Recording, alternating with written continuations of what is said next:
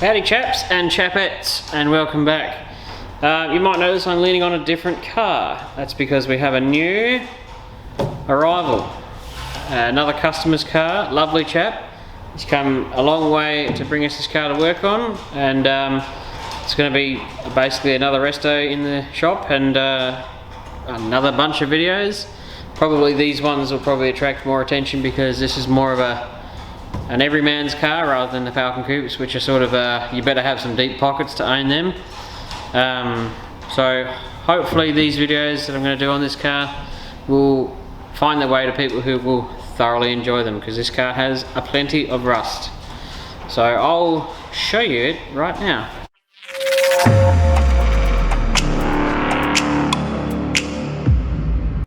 So the keen observers amongst you will notice that this is an XC wagon. No, it is not a GS or anything like that. It is a red flame 6-cylinder column auto XC wagon. I wouldn't say it's particularly rare, but it's very sentimental to the owner. So it's probably in actually very good condition for a wagon. These actually suffer rust horrendously badly, believe it or not. So we're going to be fixing the gutters. Actually, one area that was particularly bad, if it opens the door, is, oh, that's going to be really hard to see, but there's pillar rust just here, which cut my finger. I think we're going to be putting a different set of doors on it. We've got a little bit of rust down here in the B pillar. The dog leg looks okay, wheel arch is okay. More rust in the gutters, so that's going to be particularly fun to deal with. Rust here, rust there, another hole here. So, you know, normal stuff. I'll have to ask him whether or not we're going to run it on gas, because I just realised there's a gas filler hole in the quarter panel. It's had a quarter panel at some point, and it's had bog in here and not lead, so we'll have to dig the rest of the lead out, fix the rust, and then put lead back in. Rust across this back area in there. Realistically, it's not too bad. You've got to be happy with. The gutters are gone, as you'd kind of expect. So problem is the gutter's about 300 feet long, so it's going to be a fair bit of rust. This one here, bit through here. It's actually surprising it's rusted really badly since that's been put in. I may have to actually make a whole new channel for that to go in, because that's actually quite bad. It's got a bit here. It's not, the floors are pretty good. The front left floor is only bad because the little drain hole wasn't actually in the hole, so it's caused the floor to rust out a little bit. But realistically, the plenum chamber is solid. I think the driver's guard doesn't have any rust in it. This passenger guard is okay. Maybe it's got some in it, but you won't know till you open it up. Sill panels are solid. Wheel arches are good. You know, you've got to be stoked about a lot of stuff. So I'm not entirely sure where I'm going to be starting. I've just probably got to pick a point and go from there. But I thought I'd run you through the car. This is a freshie. It's been a while since we've had a new car in the workshop because, as you probably know, restoration's taken excessively large amount of time, and obviously there's a fair wait for a spot to bring a car in. This lovely chap has been waiting a very long time for a spot to be open, and he's in.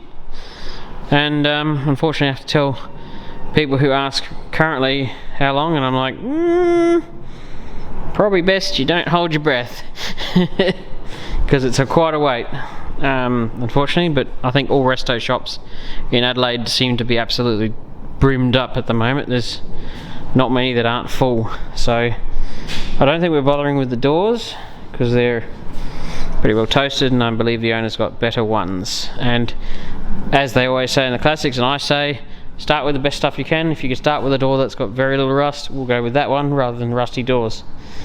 We will be getting back on the coupe at some point.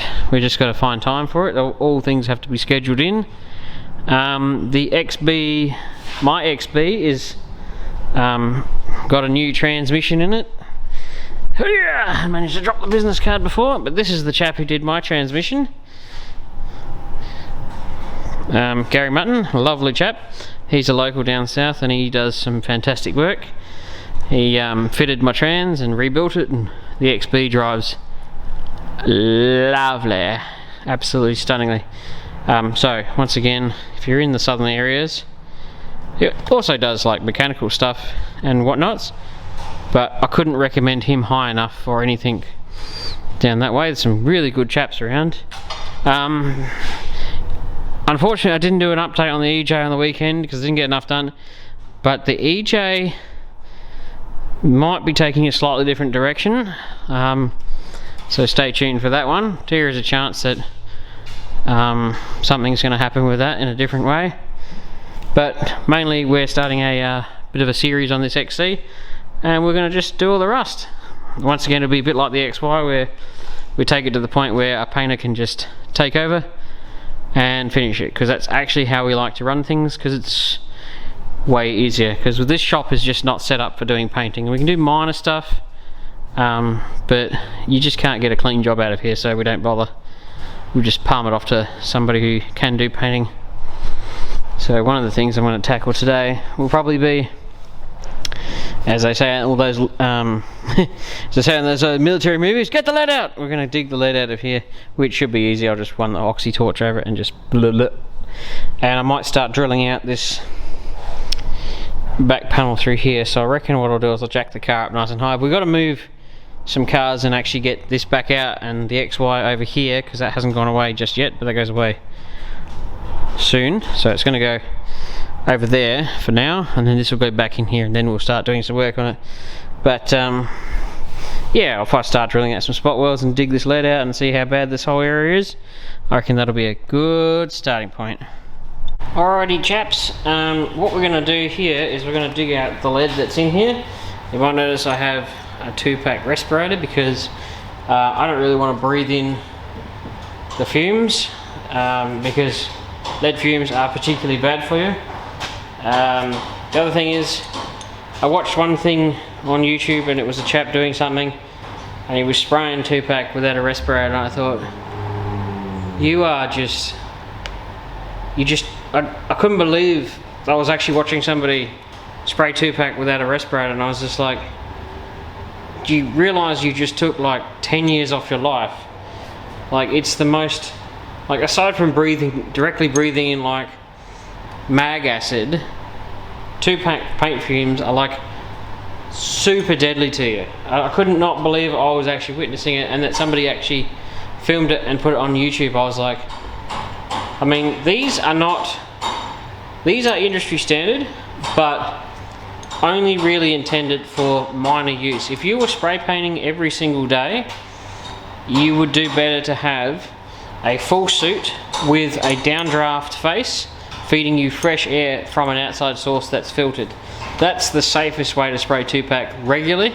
This is pretty good for a every now and again, but you should never ever spray it or grind it off or anything like that unless you've got at least this on, because the stuff that's in the hardener is really, really bad for you.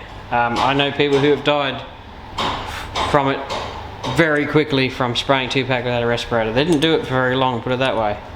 So I was a bit horrified to see that. I certainly don't. I was like, whew, your game. I don't like breathing anything that's going to shorten my life expectancy. But anyway, enough of that. I'm going to wear this because I want to see my daughter get older. And I need to see how bad the rust is, which I suspect is reasonably bad. The quarter panel's been changed, and when they changed it, they dug the lead out and then never put it back and just put bog in, and apparently that just kept cracking. So what we're going to do is get rid of the rest of it, fix the rust, see how bad it is really, and then I'm going to buy some lead wiping stuff, and we're going to, when we finish this repair, we're going to re-lead wipe this all correctly, at least as good as I can make it, and shape it, and then just do a little skim of filler, not, you know, probably 10 mils of thinners. So what I'm going to do is going to put my respirator on because I like the lungs the way they are. Fire up the oxy, get a wire brush on a stick and melt it out. So I'm just going to speed up the footage in a second and should be giggling like schoolgirls.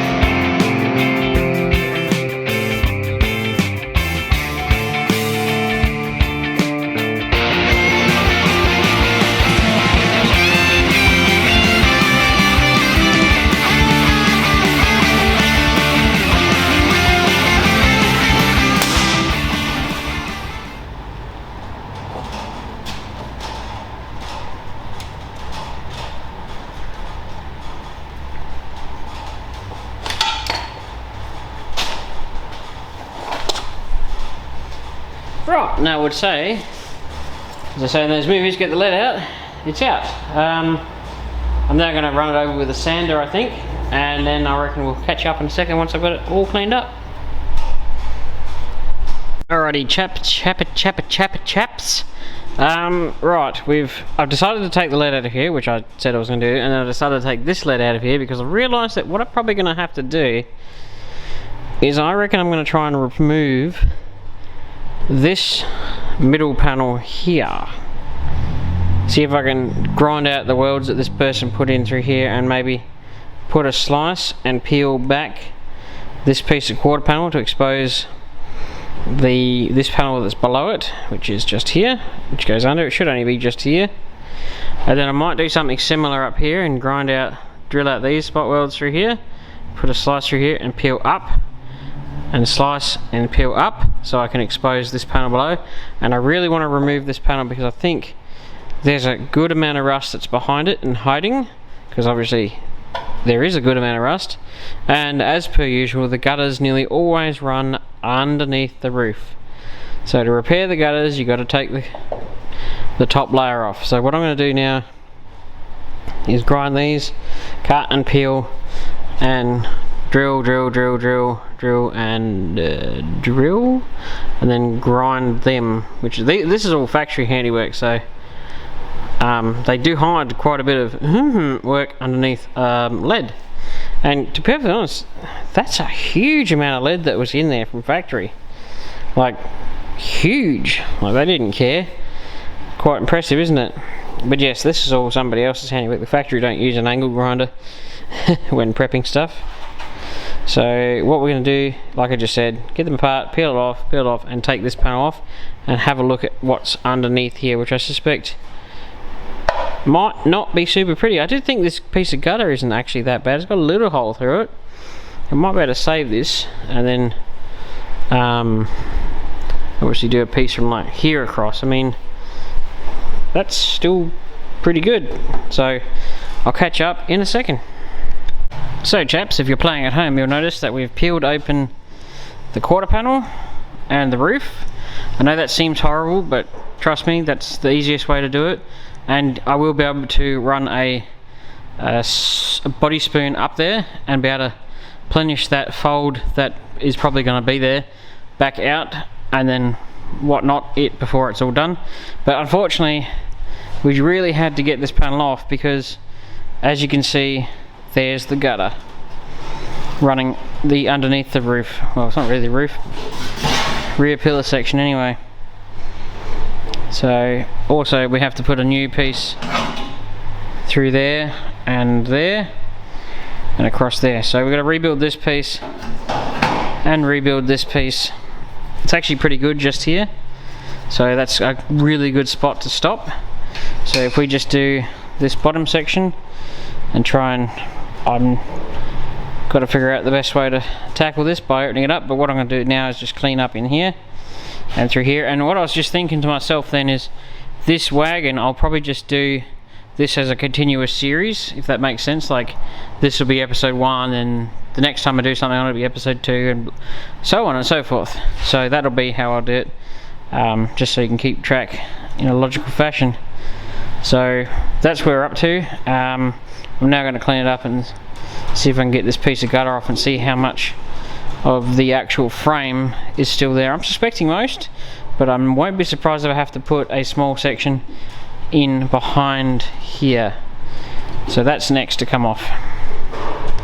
Righty chaps, I think this will wrap it up for today's video, mainly because I've got other things I have to do behind the scenes. So unfortunately this is where I'm going to cut the video off today. But tomorrow we will start by making a piece. It's interesting, it's got a recess here for the gutter to sit in. So when we put our new piece in, we've got to make sure we put that, I guess it's a style line, put that back in there. And then I'll probably do a big piece through here and up around here and across. That's fine, I'll clean it up some more, but put a piece in here with a nice fold in it, and then we'll have to whittle up a piece of gutter to then occupy this space, and then we can rebuild that piece and then put them back up and then back on, and then lead wipe it all again. So that's where we're going to stop the video, part 1 or episode 1 for this wagon. Making good progress. There's a lot more rust to come. Stay tuned.